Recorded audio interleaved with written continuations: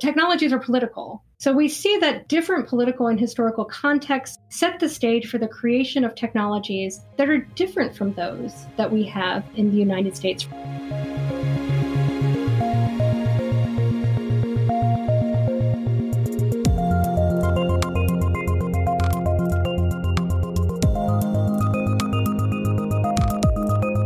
Hello and welcome to Tech Won't Save Us. I'm your host, Marx, and this week my guest is Eden Medina. Eden is the author of Cybernetic Revolutionaries, Technology and Politics in Allende's Chile. She's also an associate professor at MIT and a Rita Hauser Fellow at Radcliffe University for Advanced Study at Harvard University. In this week's conversation, we discuss Project Cybersyn, a network technology that was created in the early 1970s in Chile, after Salvador Allende was elected as the country's first socialist president, and then undertook a campaign of nationalizing key industries to take them under state control. But then the government needed a way to organize and manage that production to make sure that, levels didn't just stay the same, but rose as wages also increased and Chileans expected a higher standard of living under this new socialist government.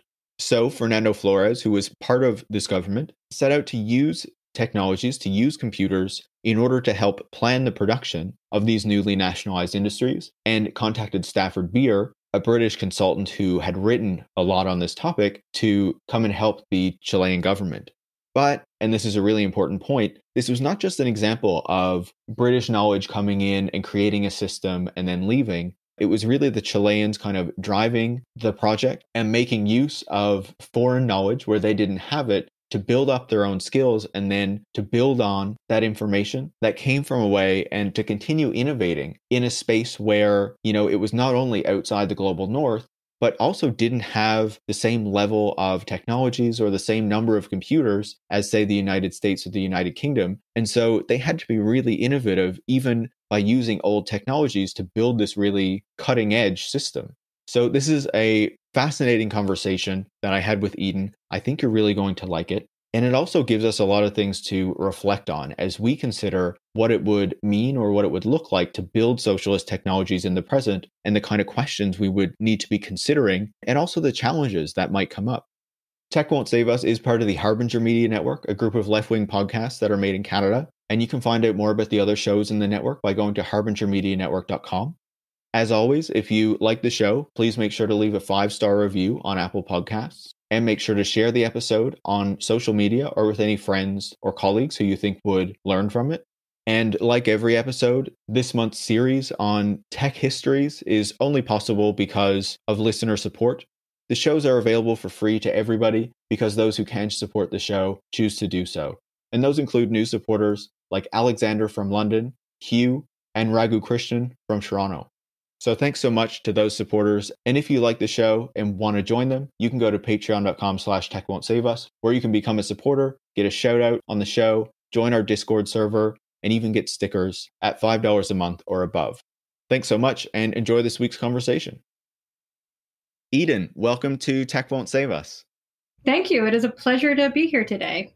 It's a pleasure to speak with you. I'm so excited to speak with you about Project Cybersyn and, the book that you wrote on this topic that I think a lot of people have gone on to read and have learned a lot about this system that, wasn't lost to memory before that, but certainly not as many people knew about it before you wrote your book and started doing your work to, bring it to a wider audience. And so they could learn about what was actually going on in the 1970s in Chile. And so before we get into actually discussing, the system itself and how it worked, there is important context that people need to understand for them to properly appreciate what went into creating the system. And so I wanted to start by getting some of that context around the political situation in Chile at the time that Project Cybersyn was created. And so some listeners probably won't be very familiar with Chilean politics and specifically what was happening in the 1970s. So can you briefly give us some of that context on the election of Salvador Allende, the lead up to it, and the political situation surrounding the creation of Project Cybersyn? I would be happy to. So 1970 was an extraordinary political moment in Chile, and it was marked by the election of Salvador Allende, who was Chile's first democratically elected socialist president. And his victory set in motion what came to be known as Chile's peaceful road to socialist change. This was a political project that was designed to nationalize Chile's most important industries, to redistribute land through an agrarian reform, to develop new social programs in areas such as housing and nutrition. It developed mechanisms to increase participation in governance, especially in areas such as worker participation. And it took steps to improve the quality of life for Chile's poor and working classes. And in addition to these programs, it was committed to bringing about these changes in ways that were nonviolent, that would respect the Constitution, and that would respect existing civil liberties, including freedom of speech and freedom of the press. And because of this, because of these commitments, people from around the world wondered whether Chile might be pioneering a new political third way.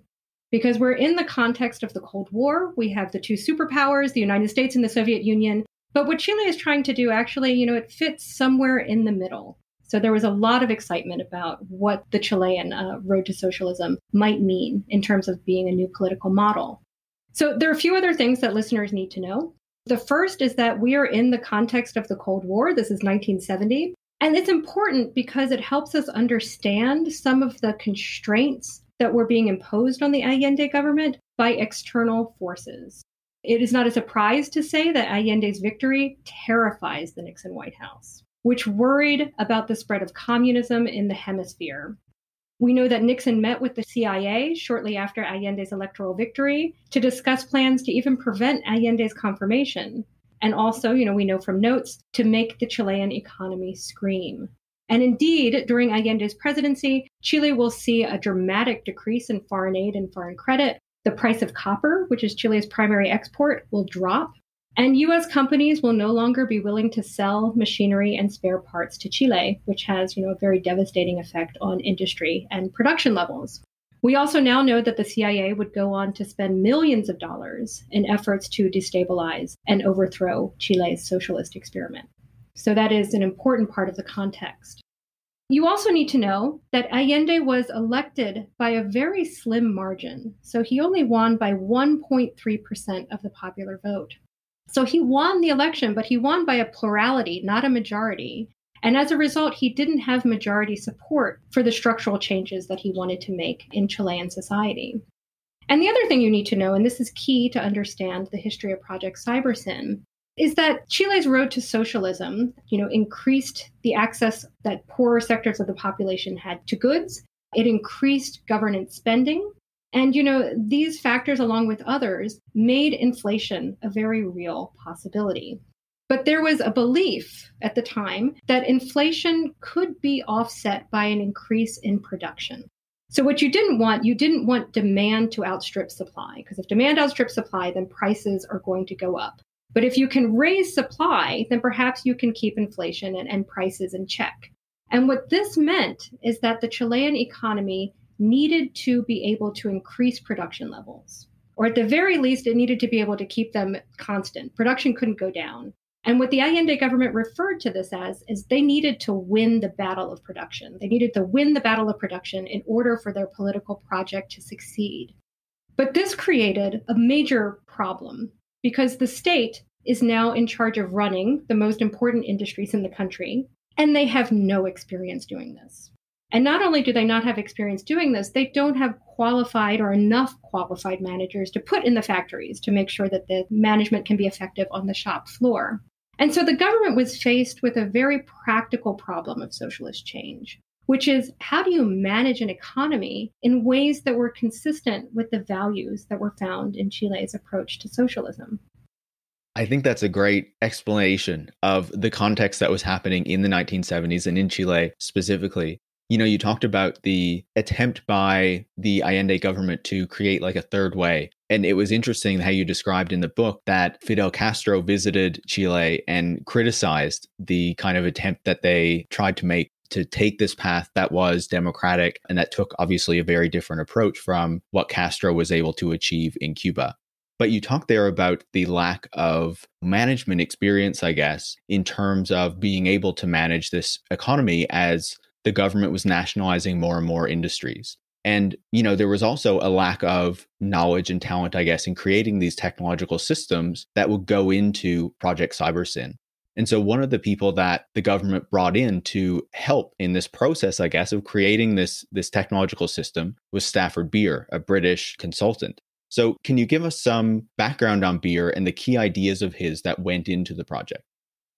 Beer is a very colorful character, and he certainly is a protagonist or one of the protagonists in this story. Stafford Beer described himself as a cybernetician throughout his professional life, and he is often referred to as the father of management cybernetics. So for listeners who may not be familiar with the term cybernetics is an interdisciplinary science of command and control that grew out of research that took place during World War II. And it looked for commonalities in biological, mechanical, and social systems, and also explored how concepts such as feedback could provide forms of control and self-regulation. And Stafford Beer was very interested in how these ideas could be used to improve the management and functioning of a firm. Over the course of his life, he published 10 books on cybernetics, as well as a number of articles. One of his articles is in the very prestigious journal Nature. He taught at Manchester Business School. He had a very highly successful career as an international business consultant. He worked in the steel industry, then in the publishing industry, and then he worked for a consulting company called Sigma. He commanded a top salary. He drove a Rolls Royce. He had a very nice house. And he did all of this without a university education, which is quite remarkable, I think. He entered college but left for military service and never went back. And in fact, Manchester Business School had to give him an honorary degree so that he was qualified to be a member of their faculty. In addition to his work on cybernetics, Beer was a poet and a painter. He published books of poetry. He displayed his works of art publicly. If you look at his writings, sometimes it'll have bits of his poetry or his drawings interspersed, which if you're an academic, you know that that's not normal. That's not typical for an academic publication, but it certainly was for Stafford Beer. Physically, he was very tall. He had a beard for most of his life, sometimes a very long beard. He was ambitious in his thinking. He did not shy away from big ideas. Some people commented on his cigar smoking, and one journalist described him as a cross between Orson Welles and Socrates, which I think is a very nice description. In terms of his ideas, Beer is best known for applying cybernetics to industry. And he viewed industrial management as a problem of control. And so people might think of control in terms of domination, right? I'm going to control you. I'm going to dominate you. Or if I'm a controlling manager, right? Maybe I'm a micromanager who wants to control everything that's, taking place within my department or, within my office space. But for Beer, control was not a form of domination. It was adaptive. So it was, how do you design an organization or a firm so that it can respond dynamically to changes in its environment, and so that, its organization will naturally drift towards the state that you want it to have, the conditions or the actions that you want it to have. So it's not about forcing the components of the organization to behave in particular ways. It's about designing it so it will naturally be able to adapt and maintain its stability in a desirable way, which is somewhat different. He was interested in exceedingly complex systems. So systems that you can't describe in their entirety, such as a brain or an economy, or a firm. So you need to, you can't map everything out particularly. You need to think probabilistically. And he was also interested in, how do you find a balance? How do you find a balance between freedom of the individual parts of a system or the autonomy of the individual parts of a system and having that system maintain its overall viability so that it survives, which is a balance between top-down control and freedom for the parts. And if we think about it, if we think about that quandary, that space that Beer is exploring, and we take a step back, we see that this is the same space that is being explored by the Allende government in Chile, which is, how do we strengthen top-down control in the form of a socialist government that now is taking a greater role in running the most important industries and in the economy. But at the same time, we want to preserve civil liberties. We want to broaden participation. We want to respect the Constitution, right? So it's that same kind of terrain, one in the domain of cybernetics and management, and the other in the domain of politics, that are being explored at this same time. And this actually lends itself to the connection between these two strands of thought. Beer would arrive in Chile for the first time in November 1971, but he does so at the request of a young Chilean engineer named Fernando Flores. And Flores is only 28 years old at the time, so he's not very old, but he was already in charge of the technical aspects of Chile's nationalization effort, which is also very striking. And so Flores was thinking very seriously about how are we going to make this process happen? And from a practical standpoint, he didn't know how to do this. And he came across Beer's ideas and he found them to be very compelling, not only because it was about the practice of how you might do this, but it was a philosophical approach to how we might do this. And so he reached out to Beer, hoping that Beer would send one of his consultants to Chile to help the government think about the nationalization process. And instead, Beer jumped at the opportunity. So he's been, thinking about these ideas for a while. He's been, thinking about how he might move his ideas into the domain of politics. So this is a tremendous opportunity. And so he decides to go himself. And that is the beginning of their rather unique collaboration. Yeah, that is such a fascinating story that you describe, right? How Flores reaches out to Beer and Beer decides I need to participate in this, right? Totally. It's such a coincidence of history almost that this collaboration was able to take place. And I think that plays into another part of your book that seems important in discussing this before we, start to lay out the system as a whole. And that is, I think that there has long been a concern about the ability of, Western technologists or Western governments to use technology and, other forms of economic power to maintain power over the global South, even if it's not in a direct colonial way, right? And so in the book, you talked about dependency theory in particular and how Project Cybersyn envisioned a new way of using and developing technology in the global South, even as it was importing knowledge and code from Britain, from, Stafford Beer and other people who he was contracting with in the United Kingdom. So can you talk a little bit about dependency theory and how Cybersyn represented a move away from it? Sure. So Cybersyn, it's being built during a moment when Latin Americans are rethinking the ways that they approach development. So in the aftermath of the Great Depression, countries like Chile tried to foster development through industrial growth, which they thought could be achieved by mimicking the path to industrial growth or economic growth that had been traveled by more industrialized nations in the North, most notably the United States, or perhaps, nations such as England.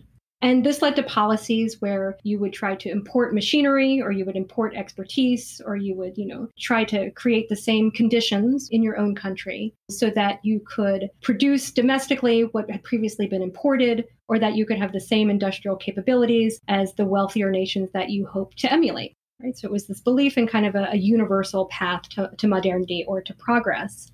But by the 1960s, a new line of thought is emerging from the offices of the Economic Commission on Latin America, which just happens to be based in Santiago, Chile. And this new line of thought is known as dependency theory.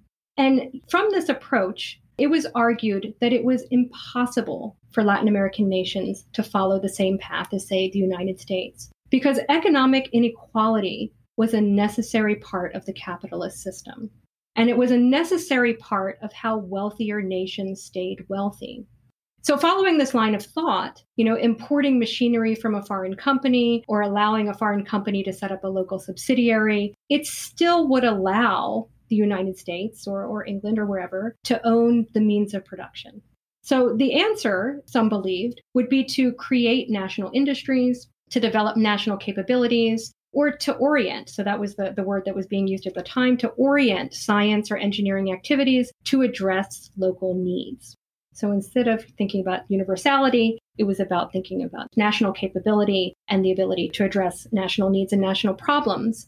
And in some ways, Cybersyn, which we haven't talked about yet, but we will, it fits this frame because it was an effort of a socialist government to orient one of its most modern and expensive capital technologies, a mainframe computer, which, just to give some context, at this time, Chile had 50 computers in the entire country, a handful of mainframes. Most of the mainframes were owned by the government. So to take one of these precious mainframe computers and use it to solve one of the most pressing national problems, which at the moment was how do you run an economy? So, that is a very oriented use of science and technological capability. But at the same time, the project did depend on frequent visits from an elite British consultant, Stafford Beer, And, the computer technology itself was being developed elsewhere. So it was an imported machine from IBM or Burroughs. So it does have some of these hallmarks, we could say, of importation. But yet the Cybersyn story, as we come to know it, is not a traditional story of imported expertise and imported technology. And instead, as we follow the history, what we see is how scientific knowledge and technological developments in this case traveled in both directions. And they changed those who were involved in the project in very fundamental ways. So here is perhaps, a key example, Stafford Beer, who has already been introduced in our conversation. His experience with Chilean socialism, it transformed him, and it caused him to radically rethink his relationship to material wealth. It caused him to radically rethink, what he's doing as an international business consultant. And also the work of Chilean biologists Humberto Maturana and Francisco Varela gave Beer a new language for thinking about how bureaucracies reproduce themselves. So in terms of who he was, what he was thinking, the future trajectory of his research, it all was transformed through his time in Chile and his interactions with his Chilean colleagues, which he freely acknowledges. And I think Humberto Maturana captures this quite nicely. When I interviewed him, he said that Beer arrived as a businessman and he left as a hippie. So that doesn't, account for, the content of his work, but it does, capture a certain essence of what that transformation made. We also see in this history instances of how the knowledge and practices and assumptions that are coming from Britain were completely unsuitable for the Chilean context. And because of that, Chilean technologists were improvising and innovating and developing their own approaches out of necessity, right? And of course, people who are involved with the project, when the coup hits, they go elsewhere and, they have their success all over the world in very impactful ways.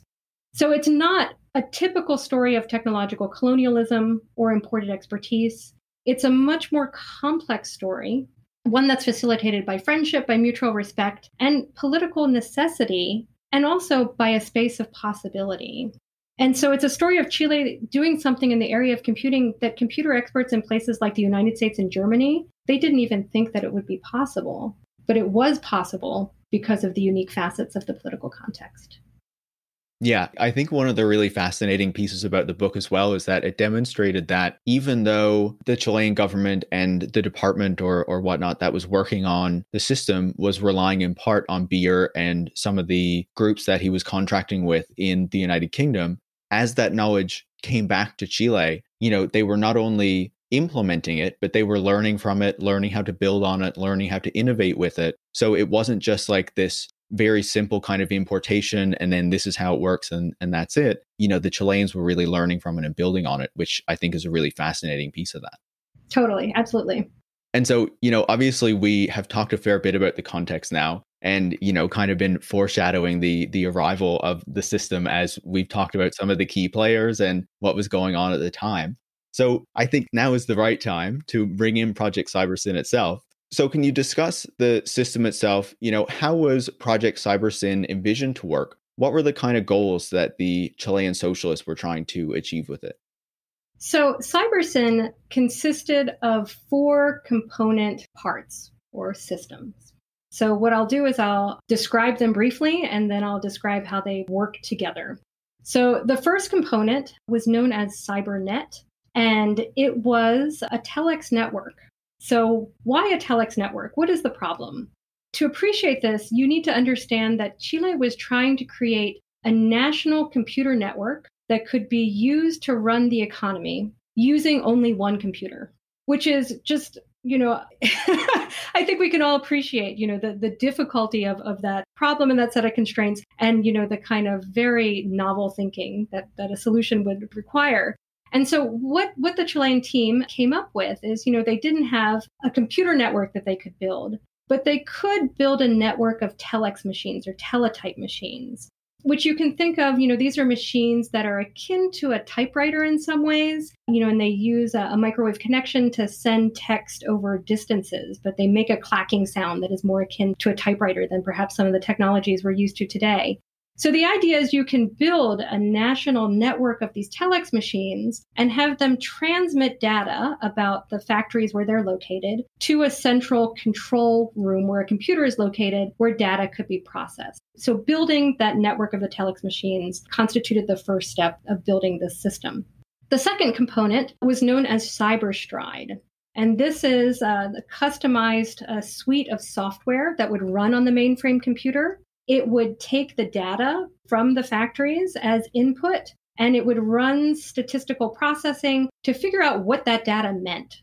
So, if you have data from, say, the past week, and then all of a sudden it changes, does that mean a crisis is coming? And it would help economic decision makers figure out when crisis was coming, how they might adapt if there were shortages. So again, they could react dynamically so that the system could maintain its viability and survive. So the software constitute the second part of the system. The third part was known as Futuro, which was an economic simulator. It was not a direct mapping of the economy, right? It wouldn't tell you exactly what the economy was doing or would do in the future, but rather it was conceived as a tool that would help policymakers play as they were testing out different policy solutions. And then the final component was known as Ops Room. And this is, a very futuristic looking space. Perhaps some listeners have seen it before. A very futuristic control room that would allow government leaders or perhaps labor leaders to come in and sit in chairs, look at data projected on the walls, and make decisions that were informed by recent data about the economy. So happy to say more about the ops room later on if there is interest. But for now, what you need to know is that these four components were given the name Project Cybersyn. So Cybersyn referred to the constellation of these systems. And Cybersyn stood for cybernetic synergy. So cybernetic in reference to the science that was underlying the system, and synergy because the whole was seen as more than the sum of the parts. And the way that this worked is, say that you are in a factory being run by the state, you would be sending a small amount of data, let's say around 10 indices of data about production, maybe raw materials, energy, worker absenteeism. You would be sending that to computer center where it was processed using the statistical software. If everything is fine, the manager can just keep doing what they're doing. It's all good. If an anomaly is detected, a signal would be sent from the computer center back to the factory to say, hey, you might have a problem, you need to resolve this. And the factory would be given a limited amount of time to resolve it on their own. And so this was seen as a way of preserving factory autonomy. But if the manager, say, couldn't resolve it in that time period, the people in the computer center would send an alert upwards to the government so that they could intervene from above to help fix the problem. So again, it's enabling top-down intervention while preserving individual liberty, which is what Stafford Beer wanted to do with his cybernetics. You might also want to keep in mind that this design took into account the goals and values of Chilean socialism. So, as I mentioned, the very reason that the system came into being was to win the battle of production. We want to be able to raise production and control inflation. And so, this is why we need to have more effective management. Inflation would become a tremendous problem for the Allende government, but at least at the outset, that was part of the plan. Its designers also developed a plan for worker participation. So again, the government is trying to broaden participation, especially participation of the workers. And so an idea came that perhaps you could involve the workers in the design of the models of their factories that underpin the statistical software. So workers could help decide which indices of production were important, what range of values are acceptable, how might you view these different aspects of production in relationship to each other, and that would inform the factory modeling process. So the models, rather than being something created only by technocrats, would be informed by worker knowledge and worker expertise. And then also, in the system, computers are being used in production in ways that would not necessarily lead to unemployment. So today there's a lot of anxiety about computers coming into our workspaces and replacing us. They're automating us, they're leading to our de-skilling. It's all going to be a big mess. And, what people at the time were thinking, well, one of the goals of the Allende government is to decrease unemployment. You want to raise employment levels. So to have workers lose their job because of automation just didn't make sense. So it was a reconceptualization of how computers might be used in the workplace that did not lead to automating and de-skilling. So there are a number of other projects, that spun out of Project Cybersyn. But in a nutshell, that's what Project Cybersyn was designed to do and how it operated. Yeah, I think you bring up a lot of really interesting different points about the project. But what you're talking about there with the workers leads really well into my next question, because I felt like when I was reading that one of the key points that stood out in your explanation of Project Cybersyn was the question of worker power and decentralization versus technocracy and centralization. And, obviously this plays out in Beer's work that you were discussing earlier, as well as in the design of the system and the ideas of Chilean socialism that were being built into that as well. So I felt that the goal was trying to achieve the former, the worker power and decentralization. But as the project was created and the team was faced with kind of the political and social realities of the political situation that they were dealing with, that they had to accept a bit more of the latter, a bit more of that kind of centralized control. So can you talk a bit about the dynamic that you observed there and how it evolved through the creation of the project? So what you're bringing to light is that Project Cybersyn is a project of contradictions. And different kinds of contradictions or different facets of these contradictory relationships emerge over the life of the project. And one of the ways that you can see these contradictions is when you compare how the system was conceptualized, which is the ideal case, versus the realities of that implementation. So just kind of to put it out there, at the start, since the project was cut short by a military coup that overthrew the Allende government and ended Chilean democracy and ended work on the Cybersyn project, of course, we don't have a lot of information on what the implementation would have been like. So, aspects of the system never made it past the prototype stage. Not all of them, but many of them. But we can make some educated guesses. And here are two examples where actually we do have examples from the historical record or information from the historical record that involve worker power and that get at, the issues or the contradictions that you're asking me about. Okay, so here's the first one. We know that the system was shaped by political commitments to broader participation in government, worker participation in particular. So in theory, this meant that when a factory modeler, an operations research scientist, was going into a factory, that a worker should be somebody that they sought out, whose opinion they tried to, secure. But in my interviews with factory modelers, what was shared with me is that, legacies of class prejudice remained. And for an operations research scientist, they have a university education. They view themselves as a professional. So when they go into the factory, the person that they end up talking with most likely are the other engineers on the shop floor or members of factory management, right? So in terms of that worker participation, transfer of knowledge actually happening, class prejudice is getting in the way of that. Here's another example. The operations room itself was designed to broaden participation in decision-making. And one of the ways that we can see this is in the design of the interface. So, nowadays we might have a keyboard or a touch screen, but for the Cybersyn operations room, we have a series of these geometrical buttons that are in the armrest. And this was intentional so that you could operate the operations room, you could access that space if you weren't fully literate or if you didn't know how to type. But these buttons were also intentionally designed to be large. They were called big hand buttons to encourage pounding. So, in theory, you could sit in the chair and you could pound on the buttons and you could make your point. And that was a way that you could demonstrate that you were very serious about what you were saying. And that is very obviously an aggressive form of expression or, a stereotypically masculine form of expression that was literally being built into the space. So the space was not inclusive of other forms of expression and by extension, other kinds of decision makers. So those are two examples where we have data from the historical record. Here's another example that is more speculative, and it gets at that centralization, decentralization question that you're asking me about. So if you remember, I just laid out how the system worked, and there's that window of time between when, an anomaly is detected in the system and the factory manager can resolve the problem on their own before the government intervenes from above.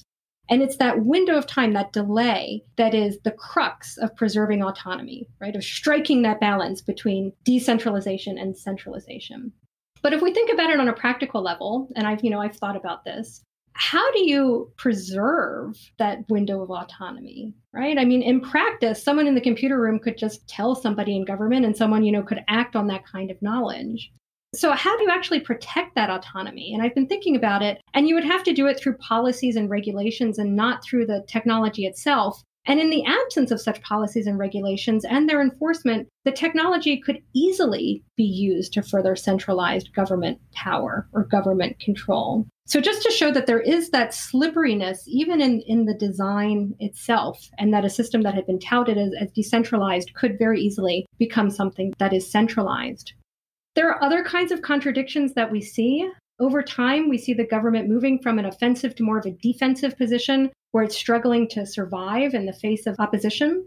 And so this change in context, because you asked about change over time, it pushes members of the Chilean government to focus less on how values are being built into the process of creating and using technology, and more to thinking about how cybernetic thinking and information technology can be used simply to help the government survive. So it's a shift from process to end goal. And in the case of Fernando Flores, we see him coming to this conclusion bit by bit that tech can't save the Chilean revolution, right? It's just, there are tanks, there are airplanes, which eventually could lead him to deprioritize the project altogether. Yeah, I think that's a fascinating explanation of that dynamic and how it starts to play out over time, right? And what you're talking about there in the question of how these things would actually play out in terms of that window of time that people had and, the need for regulation to kind of preserve that autonomy really shows how the technological system cannot exist alone, right? That there's this whole other construction, this whole other political and social entity that exists around it and that it is kind of in conversation with. And if those aspects do not reflect what you're trying to achieve with the technology, then it might not be achieved, right? I think that what you're discussing there also gets to my next question really well, which is that, a lot of the technologies that we talk about today, or at least until recently, have been treated as politically neutral, even though that is not the case. And a lot of technology or virtually all technology have certain ideas embedded within it. But Project Cybersyn was very clearly an example of a technology that was created with an explicit political goal in mind, or explicit political goals, plural. Can you discuss a bit about how politics was embedded within the system itself and what that tells us about attempts to create political or left-wing technology? Project Cybersyn is a clear example of a technology that was built to achieve a political aim. So in that sense, right off the bat, it is a very rich example for thinking about the relationship of technology and politics. But the more that you delve into this story and start to examine the complexities of the story, of which there are many, it becomes clear that this is one of many ways that technologies can have political qualities. So sure, they can assist in the realization of a political goal. They can also help an administration, a party, a coalition, or a person stay in power. They can also be framed rhetorically in ways that align with political values.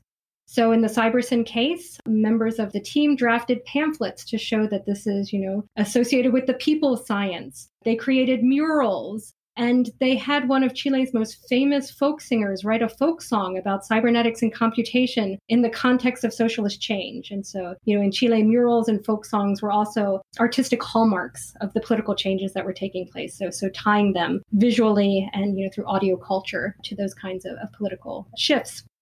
Technologies can also be designed to facilitate and encourage a set of desired interactions and relationships, or they can be desired to block or discourage a set of undesired interactions and relationships. So to go back to the operations room, we can design a user interface so that it's accessible to people with limited literacy and typing skills, right? We can have that value of accessibility. We can decide to arrange chairs in a circle so that all of the occupants in the room are given equal status. We can remove a table in the operations room to encourage conversation and discourage paper shuffling. Or we could decide to limit the amount of data that the system collects to prevent government overreach and abuse, right? So all of these decisions are about process. We can also think about the politics of process and work to ensure that the relationships that are involved in the creation of this new technology uphold a set of particular political commitments. So we can ask for worker input in factory models and worker expertise, et cetera. So, that's just like a snapshot. So politics are everywhere in the system, and there are a number of ways that we can think about it. But what the Cybersyn history helps us do is it helps us see the complexities and nuances even among those different ways of approaching the relationship of technology and politics. So, for example, we can see in this project that when we use the phrase political project or technology in the service of a political projects contain a multiplicity of beliefs and strategies and priorities. And sometimes these vary widely, and they can even conflict with one another.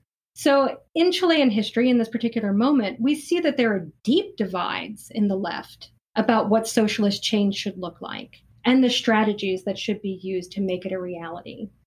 And so this means that we can't just say, rather simply, that Cybersyn was a socialist technology without also asking what socialisms were present at the time and what socialisms were actually going to be facilitated through this system, or consider what other strategies or end goals were on the table and were not pursued and why. So there is this multiplicity within the phrase political project. And we also, when we looked at this history, we see how technical experts struggle to fully understand the needs and experiences of those they wish to help. So here's an example. We can talk about technologies that empower workers. And indeed, this is something that, Beer talked about a lot. But workers are not a monolith. So, using that appeal to empowering workers, that is doing a lot of glossing over and simplification. When we look at Chilean history, we see that many workers supported the Allende government, but not all. Some workers aligned themselves with the centrist Christian Democratic Party. Some workers supported the new participatory mechanisms that the government was putting in place, but not all. Some had already secured access to power through previous union structures and leadership structures and were not as keen to embrace change. So if a technical expert arrives in Chile and says, my system will empower workers, they're already missing the nuance of the space that they're working in. And similarly, because these spaces are so complex, it can be difficult to pin down how power relationships operate in these spaces within these socio-technical systems, and that they're subject to change, so to get a full grasp of that. So you asked about, creating a political technology or thinking about a political technology or a leftist technology. So if that is your concern, I would say these are the kinds of considerations that you would want to keep in mind. I think you should ask yourself if you're thinking about the relationship of politics and technology as a characteristic of the technology itself. So are you thinking about things like, it's going to be less expensive so more people can access it? Are you thinking about the component parts of the technology, like whether they're sourced from this country or from this company or that company, right? Are you thinking about the characteristics that go into the actual technological artifact? Are you thinking about an end goal or a political aim? And if so, whose end goal and whose political aim, and what does that mean and how does that play out? Are you thinking primarily about keeping a particular administration, party, or person in power, if that is your end goal? Or are you thinking about a series of social relationships that form part of how that technology is built and used? And if you're doing that, are you also thinking about ways to maintain those relationships or ways that those relationships might become malleable? And then, drawing from Project Cybersyn, you might even want to think about what happens when these different ways of making technologies political or making politics technological, you can pick your pick. What happens when they're brought into conflict with one another? How do you prioritize them? So for example, in the history of Cybersyn, we see this tension between wanting to prioritize an end goal versus wanting to prioritize the process. Is it enough to win the battle of production? What if it means having engineers go into factories and treat workers with disdain? But what if you prioritize the process and commit to worker participation, knowing that it will make the end goal more difficult and possibly elusive? And so this is the problem space that the people I was studying were navigating. And so I think this history really helps bring these complexities to light and invite further discussion. You can see how, everything that you're discussing there in relation to Project Cybersyn, but also these broader questions that you're laying out are still incredibly relevant today, right? Even in the political situation that we find ourselves in that is quite different from Chile in the 1970s. So I think those are really relevant questions to consider. And then as we think about how Project Cybersyn evolves and how it is actually able to be used, there is a particular event that you describe in your book as one of the ones that demonstrate the potential usefulness of a Project Cybersyn, or at least some of its constitutive parts, right? And so The truck driver strike of October 1972 is a particularly important test of at least one aspect of Project Cybersyn. So why was that event significant? And what role did the technology play in helping the government to overcome it? So the October strike, which is also known as El Paro de Octubre, was a turning point for the Allende government. It was a turning point for Project Cybersyn. And I think, if people read the book Cybernetic Revolutionaries, it's also like a turning point in the narrative of the history as well. And it's this moment when the government shifts from being on the offensive to being on the defensive. And kind of after the strike, the government is just struggling to stay alive, whereas before it was trying to, implement a vision of socialist change. And in order to understand the events of the strike, you need to know something of the context. So the strike takes place in October 1972. But throughout 1972, opposition to the government had continued to grow. Opposition had been fueled by rising inflation, consumer shortages, and there's also a propaganda campaign in the media that is, instilling fear of socialism, instilling fear of the Allende government. So this is what daily life is like in 1972. And, just as we were talking about the multiplicity of beliefs within the Popular Unity government, there are a multiplicity of strategies within the opposition.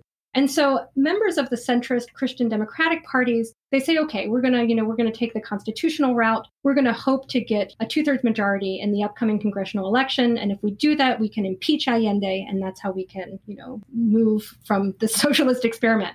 But for members of the right, including members of the economic elite, they start to think that perhaps a coup, overthrowing the government, is the more desirable solution. And so they start planning to create the conditions that would foment the coup and, by extension, bring the Allende government to an early end. And the moment for when they can put their plans into action, it arises in October 1972. When the government decides to create a parallel state trucking industry in the southern town of Aysén. And in response, members of a truck owners business association, or gremio, decides to go on strike to protest government activity in this sector. And the strike soon grows from this area of the country and becomes national. So we see quickly, truck drivers in Aysén, 12,000 truck drivers, 40,000 truck drivers. And the goal is that, they will block the roads, sometimes violently. They will block the flow of fuel, supplies for manufacture, commercial goods, essential items, and they will make it so Chileans cannot access these items that are necessary. Soon, members of other business associations are joining the strike. Professional guilds of doctors, lawyers, and engineers are going on strike. The retail gremio is joining the strike, so you can't get access to stores. Factory owners are closing their factories, etc. And all of this is with the intention of creating the conditions for a coup by preventing Chileans from getting the goods and services that they need. And members of the right are exacerbating this by hoarding goods and disposing of goods to exacerbate shortages. So it really is this very tense and dramatic moment. Now, in response, members of Chile's industrial belts decide to take matters into their own hands. They figure out how to open their factories. They figure out how to restart production. They rethink networks of distribution so that goods can be placed directly into the hands of Chilean consumers. They can use trucks at their factories to improvise new distribution networks, etc. And it's at this point that the telex network that was designed for Project Cybersyn starts to come into play. So a few days after the strike starts, Fernando Flores, remember he's the engineer who invited Beer to come to Chile, he's talking with another member of the project, Mario Grandi, and they say, hey, what if we use cybernetics and what we've learned from Project Cybersyn to, help the government's response to the strike? And so what they do is they create a command center in the presidential palace, and they bring political leaders, government leaders, labor leaders physically to that command center and create, in essence, a human network where people can share what's going on. They can reach out to people who are in their networks and therefore have this adaptive system, right, that will help the government respond and survive. And moreover, they set up a series of specialized command centers with telex machines. So, for example, there was a specialized command center for industry that would connect members of, the government chain of command to what is taking place on the shop floor to find out, what materials are missing in this area, who needs fuel, what trucks are available, what roads are open. And through this dynamic network of communication, be able to keep some level of production and distribution going and survive. I mentioned that, most of the components of Project Cybersyn never made it out of the prototype stage. The CyberNet network, the network of telex machines, in this instance, was vital to the Allende government being able to survive the strike and continue to stay in power. And, for people who are interested in cybernetic history, I would argue that it is therefore one of the most significant moments in cybernetic history because we actually see it contributing to a historical event of recognized importance.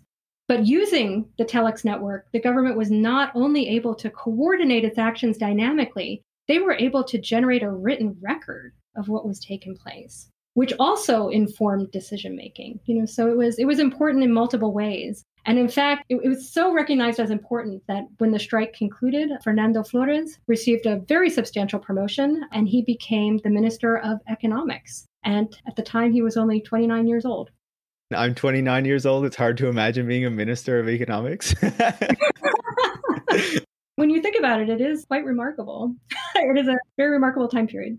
Absolutely. What you're describing there is just so fascinating, though, right? And it does, I think, back up your points that you made earlier about the importance of, not just the technology, but this relationship between the technology and the human elements that were ongoing at the time, and how it's never just the technology existing on its own, that the human piece of this is essential as well. But obviously, as you were discussing, Project Cybersyn was never completed, unfortunately. And Allende was overthrown in a CIA-backed military coup on September 11th, 1973, after which the Chilean people were subjected to a brutal neoliberal program, not to mention the military repression that was ongoing for some time afterward. But, I'm interested in what lessons come of Project Cybersyn, what we might draw from it, and if we think about the creation of socialist technologies. In the book, you discuss how the goal of Project Cybersyn was not to automate labor, but to empower it, how it was a demonstration of innovation outside the global north and capitalist dynamics, and how it was cutting edge despite using outdated technologies from a global north kind of point of view. In your view, and in the light of the modern ideas about what constitutes technology and innovation, what should we take away from these aspects of Project Cybersyn? Yeah, so there are many things that we can take away from Project Cybersyn. For example, it did use older technologies in creative ways, like telex machines, become akin to an internet. Slide projectors in the operations room become akin to like a flat panel display. And it's because they're being used in very creative ways. And so that might be a takeaway for how we think about our older technologies today, especially, as we're more sustainability minded. So there are a number of things that we can say, but I would like to highlight a few things.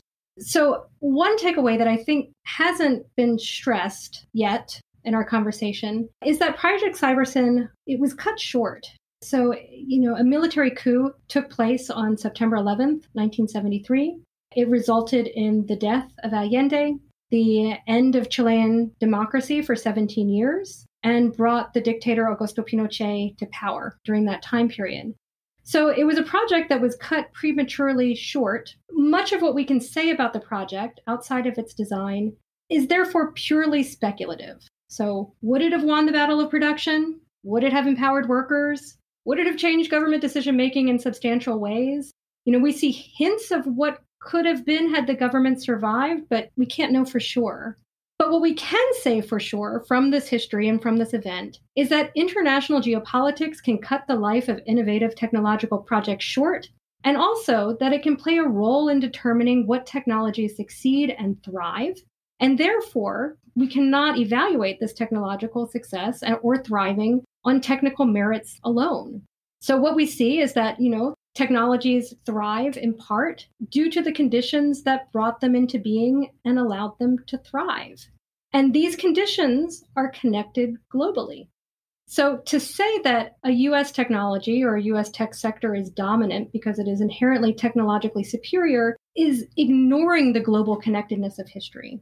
And to focus only on US technological successes or the policies or conditions that made those success possible is to obscure how those same policies or context or beliefs foreclosed opportunities for innovation in other parts of the world. So drawing attention to that global connectiveness and its effect on innovation, I think is one key takeaway. Another key takeaway, I think, is that the Cybersyn history challenges us to think more deeply about the relationship of technology and politics. So you asked me, earlier about neutrality versus whether, technologies have politics. I would say that neutrality is it's off the table. Technologies, they are created in particular contexts. They're used for certain aims. They involve power relationships. Technologies are political in many, many, many, many, many ways. Building off of that, I would say that saying a technology is connected to a political project does not necessarily mean that there is a connection to that political project or that we're all talking about the same kind of connection. So let me expand on that idea. Beer insisted throughout 1973 that cybernetic thinking and the proper use of technology could help save Chile's peaceful road to socialism. And he continued to insist this, even though former members of the project team who had continued to occupy increasingly more powerful positions in the government were saying that tech didn't matter anymore. What mattered is that, the government needed to survive. And when you look at that tension, it raises the question of to what degree Beer understood or could possibly have understood the complexities of the political situation. And I don't mean that as a dig at Beer. I'm just saying, that someone who is, coming in once a month or, every other month, you have a different understanding of the situation. And it makes me think, reflect on today, that there are expectations of technical experts, that they're expected to quickly grasp the complexities of social interactions or social problems and develop meaningful technological solutions. But if some of these complicated problem spaces cannot be understood quickly, not fully understanding the dynamics of these spaces and their complexity can enable an enthusiasm for what technologies can do or what they can change or the kinds of problems they can solve that is not warranted, may not be possible, or may even work against the goals that you're trying to achieve. So I just, I want to put that out there as well as a possible takeaway. And finally, I would say that Project Cybersyn, as a history, really shows us that computing history is global. So we see that different political and historical contexts set the stage for the creation of technologies that are different from those that we have, in the United States, for example. And we also see that innovative political contexts, ones that are different. I live in Cambridge, Massachusetts, so ones that are different than what I see in Cambridge, Massachusetts, or contexts that are different, such as the Popular Unity in Chile. These kinds of political innovation can give rise to innovative technological systems. So if we're searching for inspiration in how tech could be otherwise, we can't keep telling the same stories about tech. We can't only be looking at places in the United States or Silicon have you or what have you, for inspiration. We need to look elsewhere. And we have to have a better appreciation of how people working in different times and places understood possibility and how they attempted to remake their worlds using the tools that they had at their disposal. So that's the last takeaway that I will leave your listeners with. I think that is an essential takeaway and such a good one to end this discussion of Project Cybersyn on, and, this larger question of technology, of innovation, of where it comes from, and, of where it can be produced. And I think it really cements the point that we need to not just be paying attention to the development of technology in the United States or certain European contexts, but to take a wider view and to look at what has been happening in more parts of the world. And to close, I wanted to ask you about Chile now. As you discussed in your answer, there was a military coup in 1973, and democracy later came back to Chile. But for a long time, the constitution that was implemented during that coup remained in Chile. And there has been a growing movement in recent years to change that constitution, and I think to change a number of things about Chilean politics and, the Chilean state through that process. I was reading earlier this week, there was an election to elect a new legislature to see if this process would continue. And it seems like enough people were elected who support changing the constitution to now facilitate some sort of process. So can you talk a little bit about what is going on in Chile right now as this process continues? Sure. So just briefly, I can explain a bit about the context. So the current constitution in Chile, as you mentioned, was drafted during the dictatorship. And when Chile returned to democracy, political leaders who were, trying to instill a new democratic government opted to make that transition constitutional. And therefore, that constitution continued even after Chile returned to democracy. So there has been, now decades of frustration, struggle, discussion about how democracy couldn't fully return to Chile while that constitution was still in place. And indeed, that constitution had been intentionally designed to further, some of the beliefs or power structures that were favorable to the military and to the dictatorship. So changing the constitution has not only symbolic, but very real significance to the trajectory of democratic return within Chile. So just as way of context. As you mentioned, delegates were just elected who are going to be involved in the drafting of that new constitution. As a historian, I tend to look at things in historical context. And so perhaps, this is already resonating with listeners of the podcast that, there are these moments where, people from around the world watch Chile and wonder what is going to happen. Certainly in the case of the Allende government, Chile was seen as a place of possibility. I would say for others, the neoliberal reforms that were put in place by the Chicago Boys under, the Pinochet dictatorship, people from around the world were looking at Chile as a place of neoliberal possibility.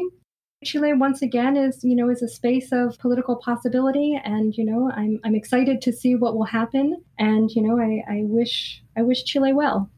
And I absolutely echo that statement. And, I think that we'll all be hoping that they get the kind of constitution that the people of Chile deserve to really have a proper, democratic entity and to improve their well-being, their society in the way that they want to. Eden, I really appreciate you taking the time to come on the show to discuss Project Cybersyn, all these topics related to it, and to fill us in on these aspects of Chilean history that I think a lot of people won't be aware of or be very knowledgeable about. So thank you so much. It was a pleasure, and I'm happy that there is continued interest in the story and, hope that it is something that also speaks to quandaries in the present day. Eden Medina is the author of Cybernetic Revolutionaries, Technology and Politics in Allende's Chile, an associate professor at MIT, and the Rita Hauser Fellow at Radcliffe University for Advanced Study at Harvard University. You can follow Eden on Twitter at Eden Medina. You can follow me at Paris Marx, and you can follow the show at Tech Won't Save Us. Tech Won't Save Us is part of the Harbinger Media Network, and you can find out more about that at harbingermedianetwork.com. And if you like the show, you can become a supporter by going to patreon.com/techwon'tsaveus. Thanks for listening.